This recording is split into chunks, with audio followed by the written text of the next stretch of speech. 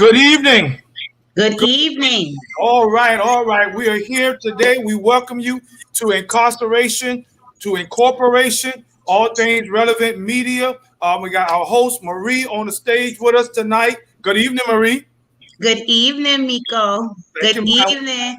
We got some other guests that we're getting ready to introduce you to as well, but we want to give a shout out to Julius Hall. Julius Hall is the owner of All Things Relevant Media, and this is your opportunity to share a Black-owned operated as well. So you can share on Facebook or YouTube, All Things Relevant Media. Also, we want to thank our very own AB. AB has been a blessing. He has also thought about this platform, a platform for returning citizens to share their stories of success. Why? Because we need to change the narrative. The narrative for so long has been negative. Incarceration, many of us, recidivism high, but not all of us are coming out doing the same thing. Many of us have been succeeding, and this is an opportunity for us to let the world know that just because you started out wrong doesn't mean you can't finish strong. So that's what we're going to do today. We're going to introduce our guests, give them this platform to share their struggles, their successes. Why? Because so often we think that we are alone in this thing. But when you hear the stories of others, it will encourage you. And I steal a little line from OAA, Encourage, Educate, and Empower. But I know my very own co-host, Marie, she's going to also share a little bit about that. So, Marie, what do you have to say today? Hello, good evening to, what is this, Apollo? Yes, Apollo. Apollo and James, good evening to you all. My name is Marie. I am the co-host of All Things Relative, and also Miko, partner with Miko of OAA, Offenders Alumni Association, where we encourage, empower, and educate to let you know that you're not alone in the situation. As we give resources of housing and how you can come about, we let me say we do a safe haven at 8011 Waters Avenue, and where we connect the dots of trying to get returning citizens to where they need to be. As Miko would say, if you did from 20 days ago or 20 years ago, you've been incarcerated, we want to just hear your success stories. And I know James Haversham, so I know his story is phenomenal. So I just want to hear you all tell me about yourself. And can I start with Jamie first, Miko? By Is all that means. all? By All all right, means. I would like to start with James Haversham first of all. I would like for him to, just to go in and to share your story. I call him Jamie. Okay, to share your story with the people. I know that you are going to encourage a lot of men and women with your story today. So go ahead and take it away, Jamie. Hey, thanks for that, Marie. You Just will. thanking y'all for y'all allowing me this opportunity to share what God has done in my life and the things that I really went through when I thought it was all over with, when I made that first mistake. And, I just knew I end up getting on like what you call the first offenders. It wasn't, and then the thing about that is when I got on the first offenders, I had to get the court appointed lawyer. He just say, hey, you just need to serve your time and be done with it.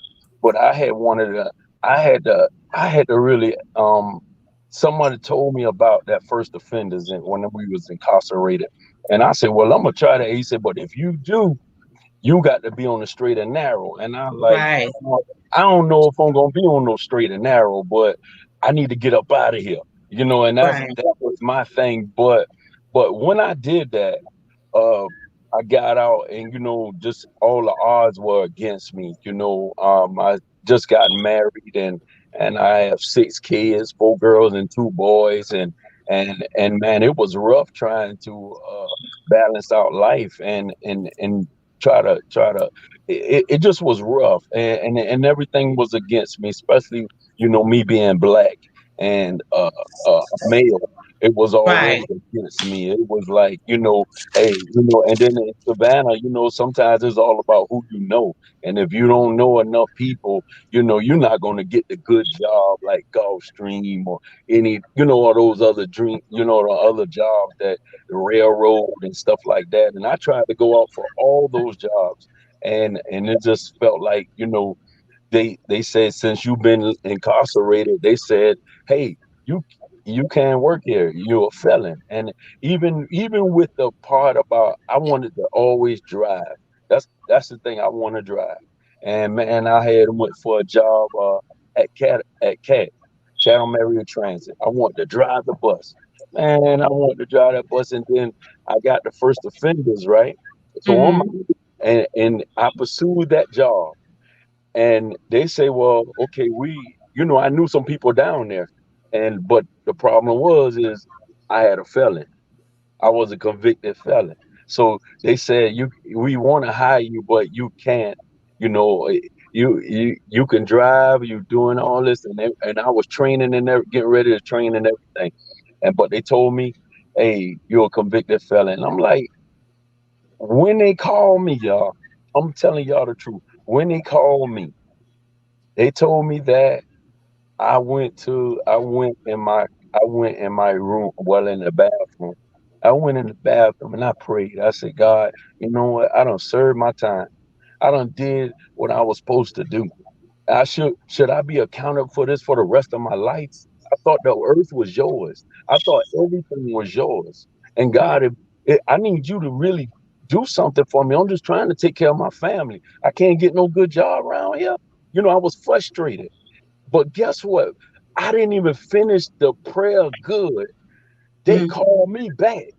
They mm-hmm, called. They called on the phone. My wife said, "Hey, Channel Male Transit calling, they calling you back. So I went to answer the phone. They said, hey, James, just come on down here. We'll work it out. Just come on down here. So I end up getting a job. You know what I'm saying? So, but you got that. The main thing is I had to still believe. I still Right. have to believe in the midst of everything. See, the only thing is, you got your faith. That's what you came up with.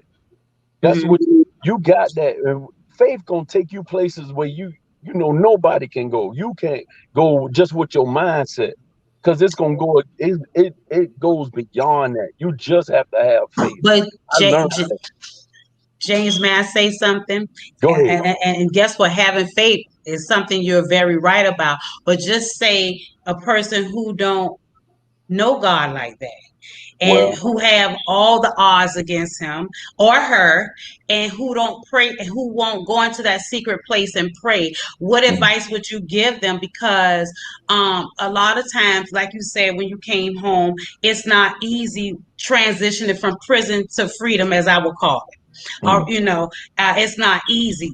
So a lot of people don't, like Miko. He had it easy. It was an easy transition for him, but everybody don't have it. Like, so what advice would you give a young man or a young woman who don't know God like that, who don't have the faith that you have? What would advice would you give them? Well, before you answer that question, because that he's moving a little too fast, I needed to hold him up for just a minute because you Okay. already on 6:45. We just started, so slow down for a minute. Let me get Apollo in there for a minute because Okay. I want Apollo to share his story, and Apollo, I want you to be specific because there are so many who their reality may not be the reality that I had, that it was Marie said easy. I wouldn't use the term easy, but nevertheless, right. Apollo, tell us, when you got out, was your transition smooth or was it difficult? And if it was, tell us how and why. But first, tell us a little bit about what you was in federal prison and how much time you did. Right. I spent 19 years in federal prison. I am from Savannah. Wow. Uh, the thing about the federal system is it offers more educational opportunities and more training opportunities than the state or local facilities do. So during my incarceration, I was able to really educate myself. And I came to believe that education is the greatest equalizer. I Mm, love listening to the brother Jamie talk about his prayer and getting that job even before he could finish the prayer. But I would also counsel that we should know our rights. Right. Because you are a felon does not mean you can be discriminated against for a job. right. So know your rights, know going in that a felony is no longer something to be held over your head. This is why, because Brother Havisham, had they discriminated against you and you found out that the felony was the reason they denied you a job, economic opportunity, then they could be held liable in federal court. So Wow. yeah, so I think, again, Didn't know that. my advice to young brothers and sisters who are in the struggle: know your rights. Know that this is no longer that scarlet letter, because unfortunately, although the media and the powers that be would have us believe that we are the only felons in the country, a Mm-hmm. large amount of other people also have felony records. But like Brother Havisham said, they have the right connections, whether it be familiar or economical. So their felonies are kind of brushed aside and look, hey, The he's other way. right. So again, but back to my story. I was able to earn a college degree, social sciences emphasis, and a couple of certifications. So I knew after a while, having spent such a long time in prison, I knew I needed to prepare for eventually my release. So that's what I focused on.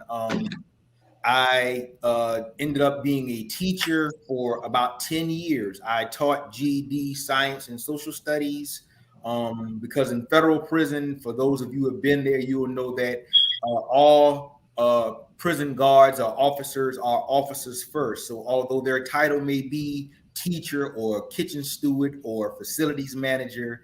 They are a prison guard first. So inmates basically do all of the jobs that they're supposed to do.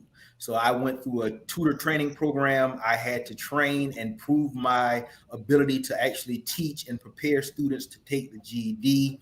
Again, I did that for about, I would say, closer to 12 years. I then transitioned to working in a factory. I was shipped to Mississippi, and people don't know, but the federal prison industry is one of the largest private industries in this country using prison labor. So every time you see a soldier with a camouflage uniform on called a BDU, battle dress uniform, know that that was created in federal prison. When you see soldiers wearing the Army t-shirts, the Army shorts, know that those were created in federal prisons. The scrubs that you see your doctors and hygienists and people in the medical profession wear, they were created in federal prison. Wow. Caps and gowns for graduation, federal prison. So this is an extensive industry, all ran on inmate labor. And my pay was 63 cents an hour. I did a job that would have paid me in the real world almost $80,000 a year. So I was a quality assurance clerk. I basically ran the factory where I worked because the quality assurance manager had 3 institutions in Mississippi that he was over. And so I was trained to read contracts, to follow the production of uniforms from the back of the warehouse out the front of the warehouse. We created these items from whole cloth, from buttons, zippers, and bolts of cloth. So we created whole uniforms. And I had 14 quality insurance inspectors under me. Every day they would go out and inspect and made sure that the items we produced were up to United States government tolerance or specs. And if they weren't, I was to upload that data into my computer. I also tracked the goods that we produced in real time via a software application called SAP. I reviewed contracts. The last contract that we had before I was released was worth $3.2 million, and we produced approximately 100,000 uniforms for the country or the city-state of Dubai. So I was responsible for reviewing this contract. So I had a whole host of duties, but I was not paid commensurately with those duties. So Apollo, so what do you do now? Now I work as a life navigator with Deep Center. I work with systems impacted youth, and I am a court certified mediator. So this is what I do now. Okay, because you can have your own business and everything. You know how to read contracts and go over contracts, and contracts is worth $300.2 million. You can run a corporation. Yeah. Now listen, this is what I wanted. That's why I wanted us to be systematic, because you see, James, he is talking about how his faith brought him through. But then we got Apollo. He's also sharing that education is a huge component that is necessary when we come home. And I believe those two go hand in hand. And so that's why I wanted to hear the introduction of both men. So now I'm going to go back to you, James, but Apollo, I want you to start out first. So when you transition, because of your education and your preparation, was your transition smooth or difficult? And tell us why or why not. I would say my transition was much easier than most, simply because I took the long view during my incarceration, and I knew that eventually I would be coming home.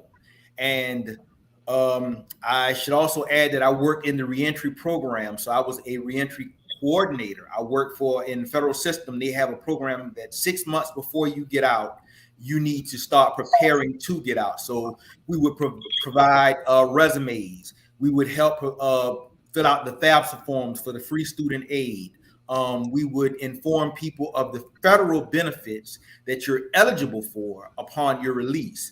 And so usually we met about 2 times a week, and we just kind of, what they say, upscaled or scaled up gentlemen in preparation for release. So I did this for a few years as another job. Again, when you have a very long sentence, you need to keep yourself busy. So I tried to find anything I could positive to involve myself in and enroll. And so doing that, I learned a lot of the pitfalls. I learned what not to do, what I could do, and listening to people's stories who had gotten out the first time, and as you said in your introduction, reoffended and became more even further statistics. So I would listen to these men and I would catalog the challenges that they had. And I would ask myself, well, if I was faced with that, what would I do? And then again, I just started to prepare. So once I got out and I was in the federal halfway house, again, my biggest issue was the people who were supposed to be tasked with helping our transition. So IDs. You cannot function in today's society in the 21st century without a valid ID. But this is one of the most difficult things to acquire during the first month or two in a federal halfway house or in a halfway house in general. But I'm going to speak specifically from my experience in a federal halfway house. The limited moves, just the suspicion of everyone coming out, no matter what your intentions are. And I even had, after about 2 weeks of running around and going from place to place and everyone closing the door and telling me, well, you need to have a bill verifying where you live. And I'm saying, well, I've been gone for 19 years, so I don't have a bill. All I have is a social security card and a birth certificate to prove who I am. And so it was through an altercation with literal staff members where I had to lash out and explain to them that according to the system, I am a ghost and you all are not facilitating me, but yet and still you are questioning every move that I'm attempting to make. And so they produced a document, which they had the whole time, where they notarized and verified that I was a returning citizen, and it negated the need for 2 bills at a residence. And I had to scratch my head and ask, well, if you knew I needed this document and you knew the struggles that we go through, why don't you have these documents prepared, or why don't you tell us about these documents? So that was, I would say, my biggest challenge.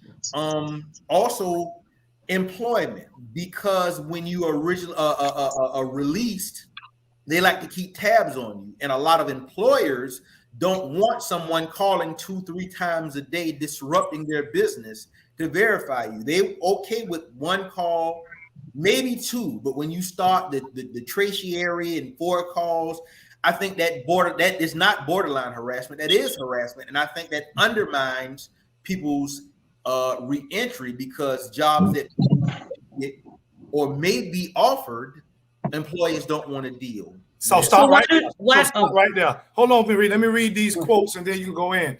We got a lot of listeners. Anna Davis, she's been on for a while, and she says, wow, this young king is prepared, and he's also assisting to prepare others for real. Miss Barbara Arfting is with us, and she says, setting people up for failure as it relates to the challenge or challenges that Apollo had. Also, we have Miss Diane Hayward on, and she's telling us about some of the things that take place in North Carolina. And as it relates to what Apollo was saying about knowing your rights, she said, and I quote, all people on probation, parole, and post-release can now register to vote. We won our case in court. Unlock the vote. And also, we got Jessup in the house. They're listening to us. And we have a few others. I think Ms. Hayward said 98% of people sitting in jail and prison is on a plea deal, guilty or not guilty. So she's just sharing what's going on from North Carolina's perspective, but also we have Ms.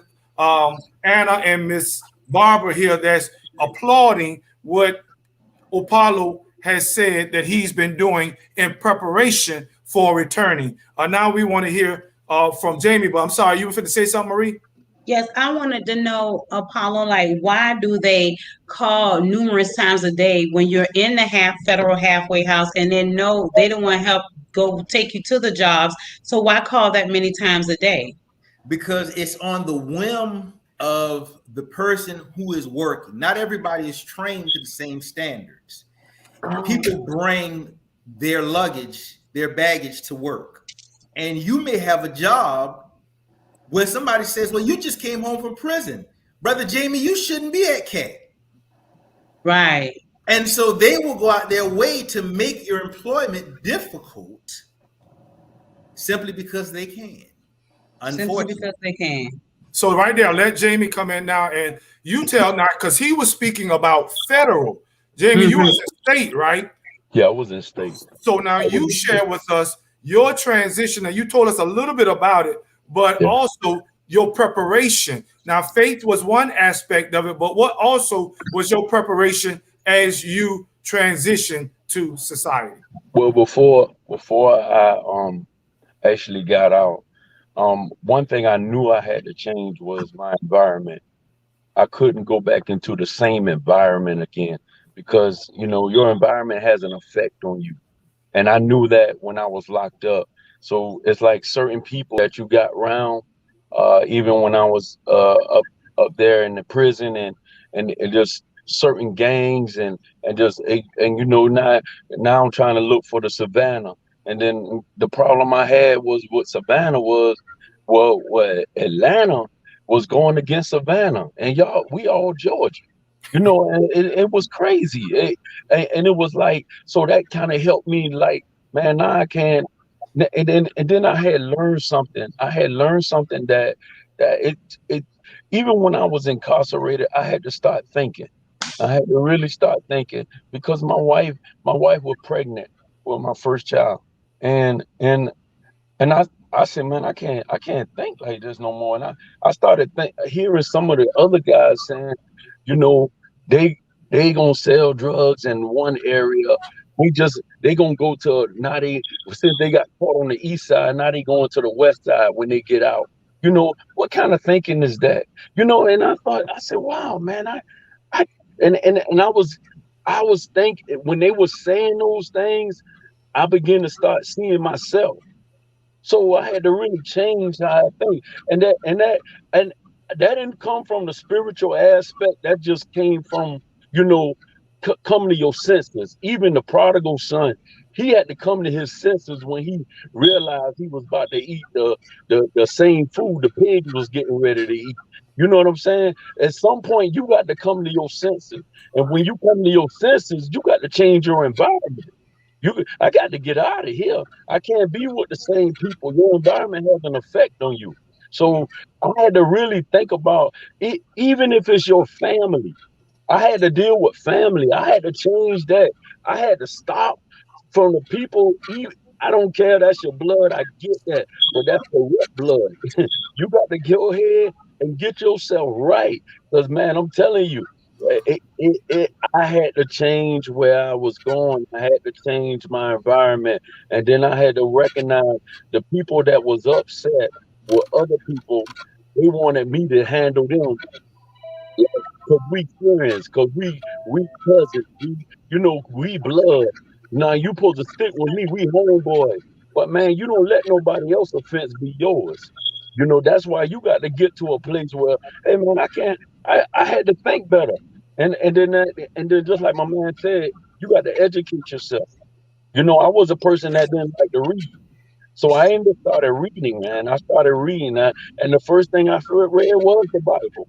I read that Bible. I wasn't into Huckleberry Finn, and because I didn't think that was necessary for me and for where I'm going in my life. I wasn't I did Romeo and Juliet, but I wasn't into that love thing like that. That wasn't gonna get me into society, and try to that I can talk myself into this job. That wasn't gonna help me. I needed something better. I needed wisdom, and I was struggling with that because I was dealing with what my environment was, and I just had to start with changing the environment. I would suggest check Don't go back into the same environment. I know it's hard, even if that's the only place you got to go, but you can change within you how you respond to it. Correct. You know what I'm saying? You have to. And then you find yourself getting out of it. Because the Bible does say, as a man thinketh in his heart, so is he. So you become that what you think. So you have to think that. You think failure, that's what you're gonna be. I can't make it, and that's what you're gonna be. You got to believe. You gotta believe. That's awesome. And you know what? Now tell us, both of you are home. What are you doing Oh, I'm sorry. now? Go What are ahead. you doing right now to, because you prepare for a lot of these things on the inside. Well, now what are you doing? And you started off, You're right. Apollo. What are you doing right now to help change the mindset of those that you are encountering? You see, Jamie said he changed his mind, and so he made it. What are you doing now, Apollo? Who are you working with? And tell us how you transition. Well, right now I work for Deep Center 912, which is a local nonprofit, and we specialize in my particular branch of the organization, working with court impacted youth. So we're trying to reach out and support young men who have been referred to the court, because the way to stop the school to prison pipeline is to get in the middle and clog up the pipeline. So that's what I'm going to do with my body. I work in conjunction with Mr. Campbell. What we do is we mentor, we tutor, we provide opportunities and insight where individuals can actually see there are other paths than the ones that they're on, because a lot of our problems lie in the lack of education, the lack of information. I also work at Savannah Tech on the student advocacy board, and I'm a part of the Pathway Home project. We just got a $4 million grant from the Department of Labor in June to matriculate or to enroll 250 returning citizens a year, whether it be from state, federal, or local. Wow. So you can come to Savannah Tech, take your placement test, and then we can get you in a program of study that will help you get a job that you can feel proud about and that you can actually earn some real money doing. Again, Apollo, excuse me. Can you tell me the name of that again? So, just in case, I know a lot of returning citizens, and so can you tell me that name again of that program at Savannah Tech so that I can let them know? it's called the Pathway Home, Okay, and it is headed by Professor Paul Wilson, who is the head of the logistics department. okay. Thank you. Wow, Okay, that is awesome. you That go is, ahead, James. Tell us, what are you doing now? right now, I'm actually a minister.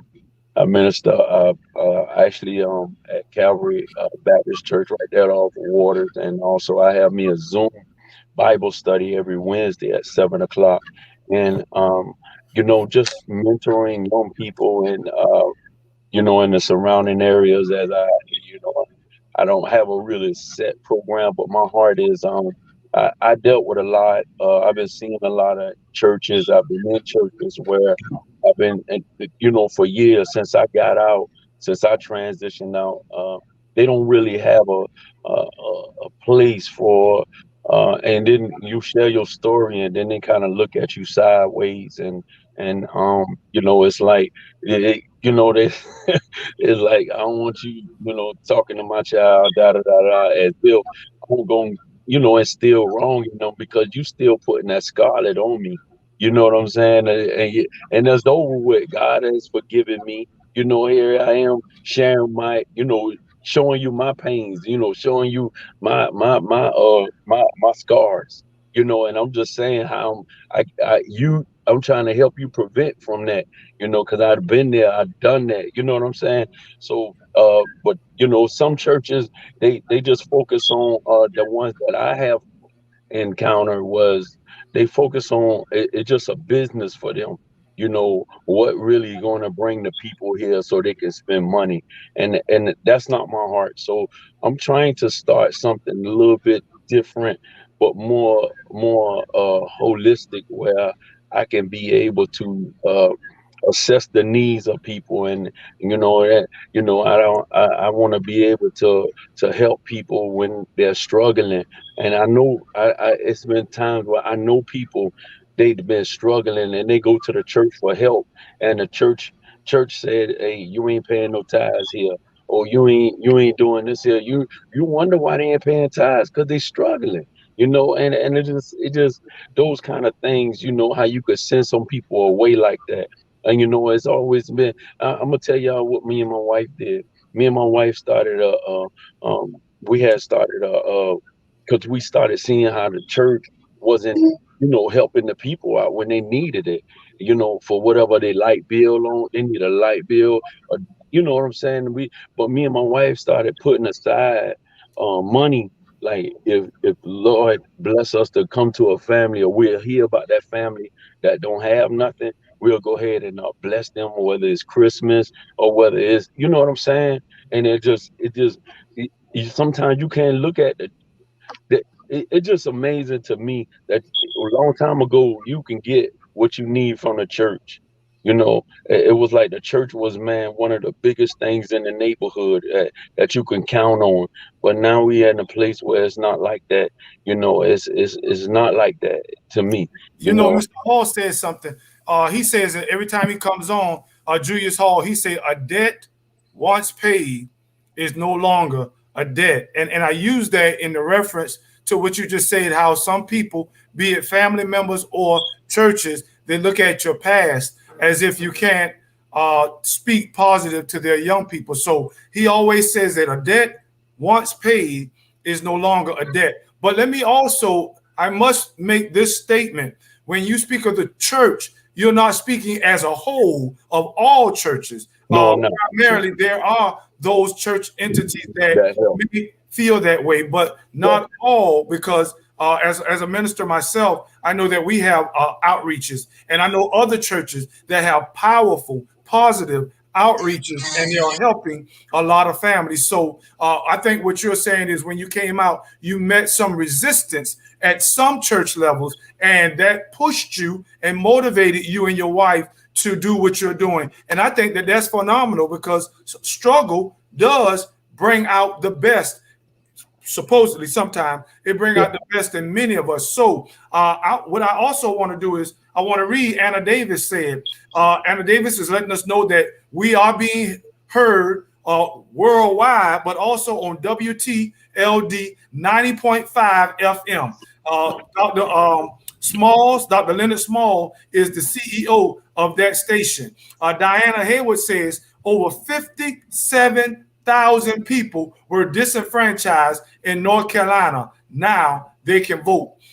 John M. Bush, he's giving shouts out to Apollo. He said, Apollo Johnson, I would like to get with you later about the work that you are doing. That's John M. Bush. We'll put your information out there, Apollo, for him to get in touch with you, or you can also get in touch with myself and Marie, and we'll get you Apollo's information. Or Apollo, you can type it right there in the chat room. Yamika. Yes. I want to go ahead. You can go ahead and finish. I want to say something after you get through speaking on recidivism. Okay. And right. I just want to make sure we got all the people that were listening and got their information out there. We really appreciate our viewers, because without you, we would not be able to get this message out. So by all means, please continue to share and tell others that ATR is a platform for returning citizens to share their stories. Go ahead, Marie. I just wanted to say, it says about what works in reducing recidivism, and it says the effort to reduce recidivism includes victim offender mediation, as Apollo said, educational and career programs, as well as special course for individuals with substance abuse, because a lot of mental abuse and drug abuse people are incarcerated, and I don't feel that they should be incarcerated. They need to be in a facility that can help assist them. And in addition, the workers like in criminal justice systems, such as parole and probation officers. And I remember when I was in prison, I remember the I did 18 months. And I remember when the warden, he came out and he said this to me, and this was stuck with me. He said, I do not need you women here in my prison to have a job. He said, a lot of you are mothers and aunties, and he said, and cousins. And he said, prison don't rehabilitate you, you rehabilitate you. And I believe that it is a choice because I've been home since 2008 and I made it my choice not to return. It is really a choice that we have to make. Jamie, like you were saying about talking to kids, Miko and I, we have an OAA. We don't have to, it's with the TIP organization. And what's the other organization name, Miko? The Justice Center. The Justice Center. They bring like 30 kids to OAA. We have OAA every other Wednesday, and they bring them. And you and Apollo, you all can come and be a light for those kids to hear where you have been and where you are now. A lot of those young men, they need that. They need to hear positive insight that you don't have to be in the streets selling drugs and doing those all type of sort of things. And like you said, Jamie, you got two strikes against you. You're black and you're a male.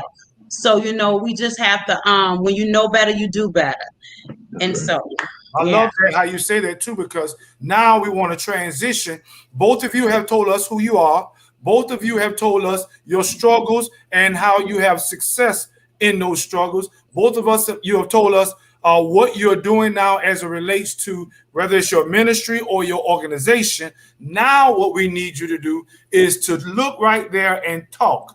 Talk to those that are listening. We have different target audiences. One, we have those that are still incarcerated. For example, in Jessup, I believe it's Jessup Prison. And we have those that are listening on Facebook and YouTube, returning citizens who have just gotten out. You also have relatives of those returning citizens who have gotten out. I want both of you to speak to, you pick an audience, whether it's those that are still incarcerated, and I want you to encourage them with the hope that, listen, you made it, they can too. Though, if you want to speak to the audience of those returning citizens that are already out but are struggling to make it, you can speak to them as well. So we'll start with you first, Apollo. Speak to that audience and tell us what audience you're speaking to.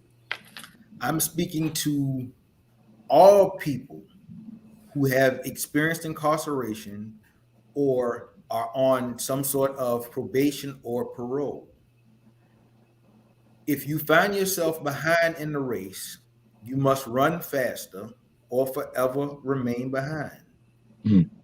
For me, developing skills that allowed me to compete in today's society. Now, I understand that different people have different challenges. A lot of us have children, a lot of us have other responsibilities, but at this day and age, there are enough opportunities to lift ourselves up. And that doesn't mean do it alone, do it by the bootstrap, but reach out, seek like-minded individuals, and let's come together and collaborate. Marie, I loved how you spoke about mediation. I'm a certified mediator. That's part of what I do in the courts. I speak on the behalf of families who are in different struggles, I would say, or who are facing different experiences or different challenges. Part of what we do is we humanize the people who come to our organization or the people on whose behalf we work, and we make it where the court sees them as individuals who are facing challenges and not as statistics or numbers or somehow disposable. So, and I believe that sharing our stories, speaking out, this is how we build that bridge to the equity that we're seeking. If we keep our stories to ourselves, then we find ourselves by ourselves. But the more we speak out, the more we find that we have allies. There are other people who have gone through similar circumstances. There are other people who are in the same or if not similar circumstances. And together, there is strength in numbers. Right. That's that encouragement. Yes. Jamie? You know, I'm speaking to anybody that can hear, because because at the end of the day, he was talking about being humanized and being mistreated. Everybody been on that side of the fence, um, whether you the perpetrator or whether you the victim. Everybody needs to know that, hey, change is evident. Change got to be evident, and it's a choice we all gotta make. Whether we gonna do right or wrong. And then, we I know sometimes it look like the journey is just too long or I never make it. But every journey starts with a step, a step in the right direction. So you have to get to a place where, and I know sometimes some people say, well, I'm not smart enough, or I'm not, I don't have that education, or I don't have all the accolades under my belt, but listen, you still you still got life, and you got faith. I don't care what nobody say. The Bible said to every man is dealt a measure of faith. Everybody got it, but just use what you got. Use what you got. Don't throw the baby out with the bathwater. Keep your faith. Trust in God. You know what I'm saying? Amen. It's reality. That's the reality of this whole thing. But listen, I remember my wife said, we was trying to do bills and manage bills and stuff like that. And man, she had forgot to get one of the bills out. She was like, you know what? You do it better than me. Just go ahead. You do it. You do it. You do it. And you know what I had told her? I said, listen, I said, one of us is not as smart as all of us. Listen, ain't nobody, we're not going to disclude nobody in this. So stop discluding yourself. Keep trusting. Keep believing. You're gonna make it. You're gonna make it. You're gonna make it. Sometimes you gotta look farther than you can see. You gotta look farther than you can see. I know, I know it looked like it's a little dreary. It looked like it's gonna rain. Is the rain keep coming down? But listen, I'm telling you, this is good. This is good. I thank God for this opportunity to listen to this. And it, you know what, as I'm growing, and I don't say I'm grown anymore. I don't say I'm grown. I heard my children say, well, I'm grown. I'm grown. Yeah, you sure about that? And see, when you grown, you complete. You're done. You have arrived. Now I say I'm growing instead of I'm grown. Now I don't have that attitude. It's like, God, I can't even deal with you. You grown. You understand what I'm saying? So now you got to get to a place I'm growing, and that's what we are. We are growing. You got to grow, and that's a process. That's a process. So don't hate the process. Just continue in it. That's the only thing. Even though that devil come at you, the devil busy, but the Bible says this. Hey, You it's the went out. devil, and he'll flee. He will flee. So listen. All I'm saying is this: if you be persistent, you will break the resistance. I like that. If you be You, persistent, break the yeah, resistance. listen. It's possible, and even though he keep coming I at you, can't hear you, just be Jamie. persistent in what you're supposed to do. Stay the course. Stay. Whatever dream that is, stay at it. Stay at it. Continue in it. But Jamie, I can't you'll hear never you. do nothing. I mean, if you quit, then what? You know. I mean, sometimes you got to. It's times where ain't nobody gonna pat you on your back. You got to on the back. You understand? So that's what I had to do. Even though they said no, and then let me tell you what happened. I mean, man, I was going up for a job at the ports. Man, I was working at Colonial. So I was leaving Colonial and going to the ports, right? And something happened because of racial issues, and I had reported them, and I that took. But when I was going after the job at the ports, guess what happened? They had me all set to come, and I mean, I done did the orientation, everything. I'm just waiting to report the work. Guess what happened? HR had called me and said, we just had a meeting. We just came out of a meeting concerning you, and we won't be able to hire you again. What? What? Whoa, wait a minute. I done took the drug screen. I done did everything. And you mean to tell me that's it? Nothing? Man, I already know what medical I was going to get for my family, everything. Don't fill all that out. They had a meeting. No, what happened was Colonial, somebody connected to the ports. They said, hey, y'all got that guy coming in? No. See, they golf buddies, you know what I'm talking about? Hey, but that's the stuff you got to go through. But you still got to persevere. You got to still go. Even if that happened, that door is closed, there's going to be another one in the open. So you got to trust God. You got to say, man, I'm going to get past this. I'm not going to let that get me down. See, sometimes we let a little failure keep us down. It's time to get back up. There's too much opportunity out here. So let me stop you right there because we're getting ready to come to our closing. Mm-hmm. We've heard from both of you two very vital components that help you to be who you are. One is faith, the other is education. Right. Both of them working hand in hand, of course, but both of you spoke from two different perspectives. And I believe that our listeners were able to hear the importance of both these components in our lives, especially the returning citizens. These areas that will help us. One will keep you in the midst of difficulty. The other will get you through those doors that have been closed to you. So I am definitely glad that you were able to speak to that. As we come to a close, I want you first, Opalo. What would you say in conclusion? Just give me a minute. Let me see what time we got. Yeah, 1 minute. What would you say in conclusion? Well, in summation, I would say that faith and work go hand in hand. I read my Bible many a night. I traveled with my Bible for 19 years. And what I gleaned from the Bible was every individual in the Bible didn't just pray and then sat back. It was prayer and then it was work. And so you pray and then you go walk on faith and do the work. Right.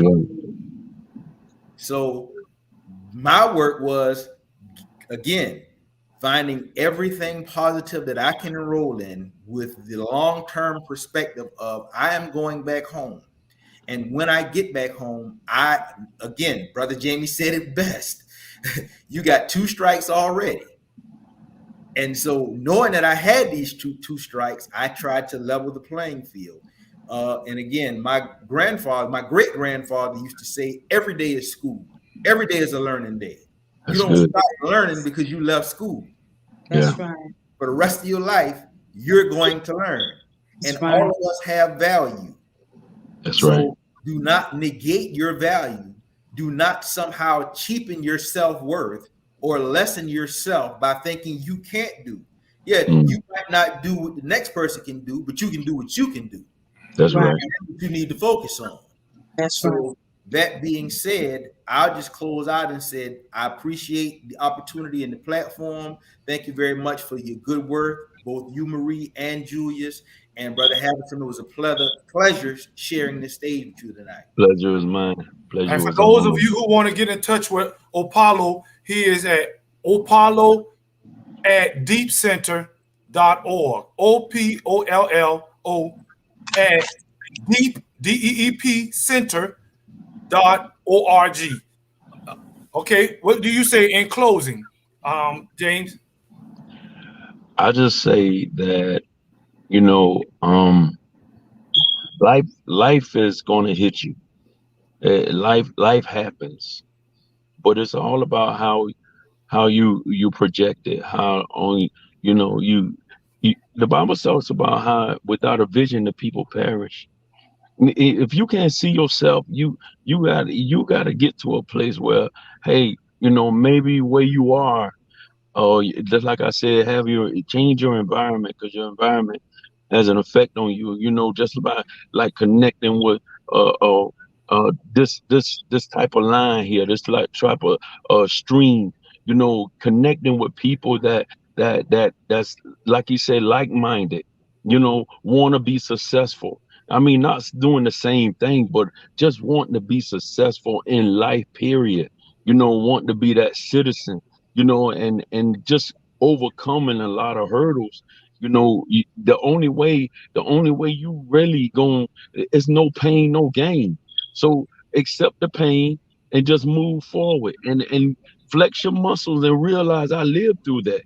I will make it through that. If you went through all those years of being incarcerated and now you're here, it's not over. It's a blessing. You made it through that. You got to think about it, man. It's just the beauty of living through the pain. And that's just like one of my messages I had preached one time on when it was peace in the midst of your broken pieces. You can have peace in the midst of your broken pieces. I mean, because sometimes your pieces are them jagged edges, those the ones that still hurting you. Those the things that still your past, and you're not forgiving yourself. You got to forgive yourself. You got to give yourself, you got to let yourself say, hey, you know what? You can do this. You can do that. So you can make it. And I know sometimes they say, well, my family ain't never done it. I remember they told me, hey, what makes you think you can do it? Your granddaddy ain't did that. Your back grandpa, that stop you because nobody else in your family did it. But you can break that. You can put draw a line in the sand, say the buck stop here. I'm going to do it. I'm going to do it. And I think that's what they're going to have to remember, that they can do it. Marie, what do you want to say as we get ready to close? What I like when the education and faith, the ENF is what I call it, education and faith. And like you said, Miko, we have to have both of them, especially living in the world. We need God regardless of what, and we need education. And once we get that, nobody can take that from us. You have to know a little bit more. Now you got I think it's three strikes against us. We have black, male, and incarcerated. Yeah. Black, male, and incarcerated. Even if being a black woman and being incarcerated, people still look at you in a different light. They look at you in a different way. So it was really interesting tonight. Faith and education and persistence. We have to be persistent in being around the right people. Right. When you see that this person don't mean you any good, you need to change directions. Exactly. Change directions. So I really enjoyed the show tonight. Thank you, Apollo, and thank you, Jamie, for coming on the show tonight. Now to my favorite person, Miko, go ahead and take it home. Well, we had a couple more guys that come on. Jerry Smiley came on, and Marlon Tree. Tree. Yeah, Tree I know Tree. Tree said exactly. He loved what was being stated. And both of you, man, I am so glad that we have a platform for returning citizens. And you can let others know as well that those who have, when I say successful, I'm not always talking about that business or that organization, but I'm also talking about family and staying out. We have changed the very narrative as returning citizens. We may have started out wrong, but we are finishing this thing strong. And so that's the commonality that we have. The common denominator is for all four of us. We have been there, and look where we are now. We prepared for this day, and we are now walking in it. Apollo, he's prepared for education, and he's now doing exactly what he prepared for, helping to educate other systems involved young people. James, you got in there, you changed your mindset.